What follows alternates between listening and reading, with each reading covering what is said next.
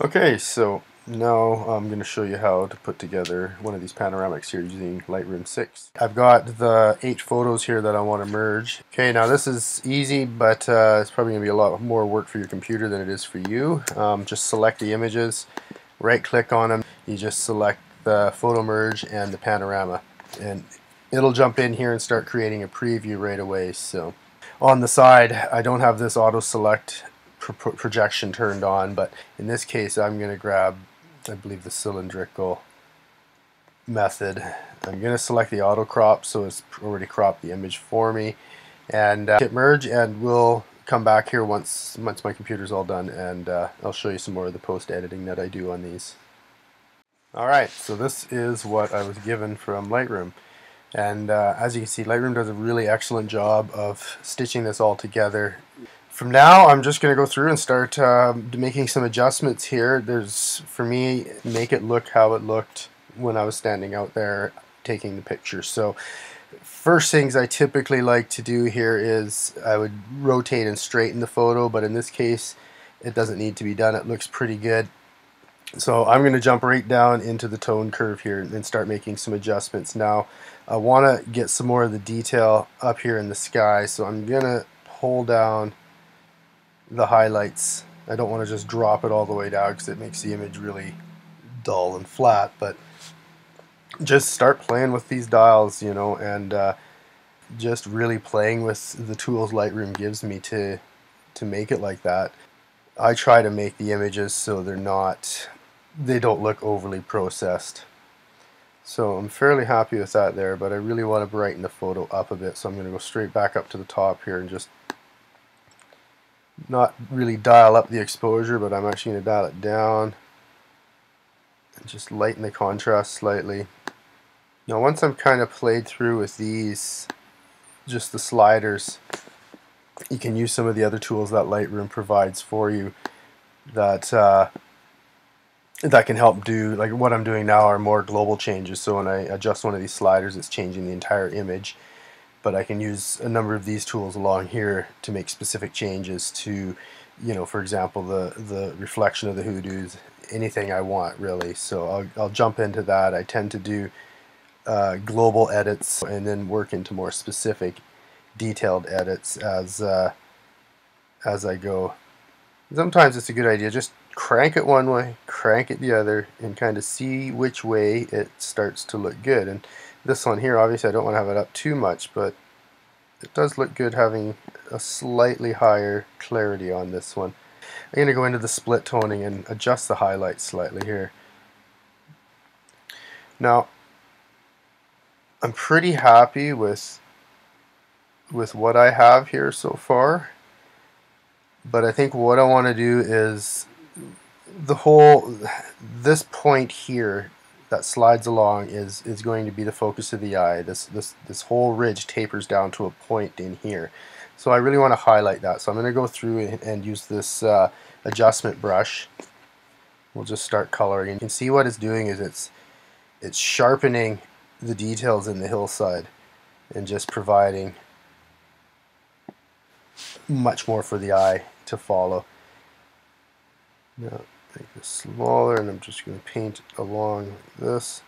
And the whole idea here, what I'm trying to do is your eye's going to hit this point in here, and I want it to draw your eye down into here, into the basically the back of the scene.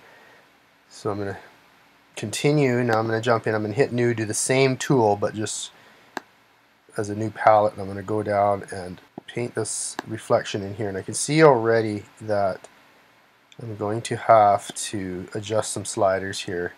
It's too much contrast, so I'm going to reduce the contrast, and you can see how it's only affecting that area that I colored in. However, you should know this by now. So, okay, grab a different tool. For some reason, they're just not doing what I want them to do today, but there we go. So, flow adjusted.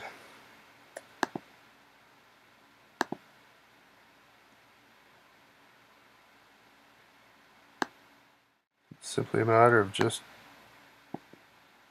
tweaking the sliders until you're happy with everything. I don't want it really bright, but I definitely want to show some of the detail in there. So I'm going to do that again. I'm just going to highlight this little patch of grass in the front, connect them in. And I'm using a Mac, so for me to adjust the size of my cursor is simply a matter of just sliding my two fingers one direction or the other to increase or decrease the size. Now I'm still not happy with how this is. I want to lighten up this horizon line here, so I'm going to go back into my adjustment brush.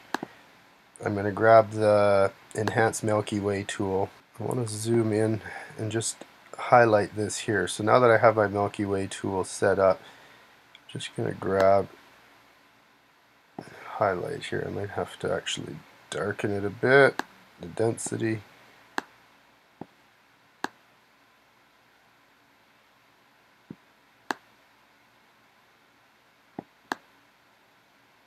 Essentially just paint along until I have it on there. Just use the exposure to lighten it a bit, and I'm going to definitely saturate it quite a bit. And since it's such a small editing detail, you can pull the saturation up without having damaging effects to the photo. Okay, again, I'm going to go back and just make another adjustment here. I'm going to select that one, and I just want to dial up the saturation a bit on that one, and I want to dial it up a bit on this one here. Okay, I'm happy with that. Now I'm going to go through and I'm not going to mess too much with the clouds. I might do a little adjusting in here, but at the moment I'm going to use the ellipse tool because I really want to highlight this. So I'm going to bring that in like that. I'm actually going to invert it because I like the changes I have out here already, but I want to edit what's inside of that ellipse, not what's outside of it. So it's way too high a contrast. So we're going to pull that down. We're going to up the exposure a bit.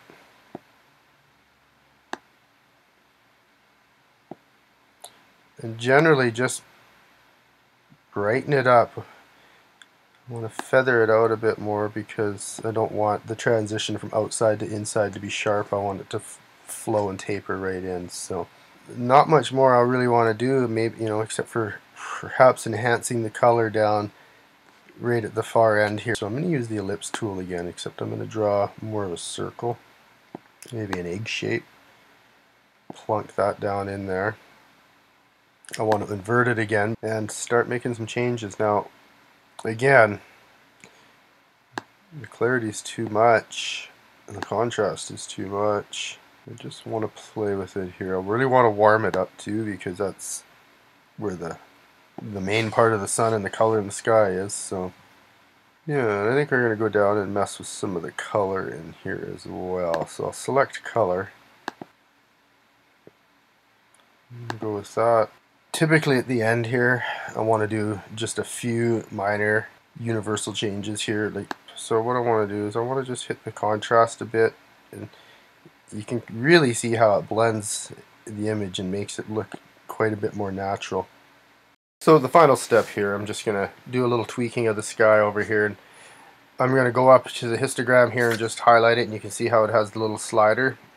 And this section is for the, if I click on it, you'll see there that I can just grab this and pull it, and it flattens it out. And I don't want to do it too much because it's going to make the image seem kind of weird, so I'll increase it slightly. It basically pulls down that sky a bit, the highlights out of that sky, and just gives you a little more details. So with that, that's ready to be exported, and we'll go from there.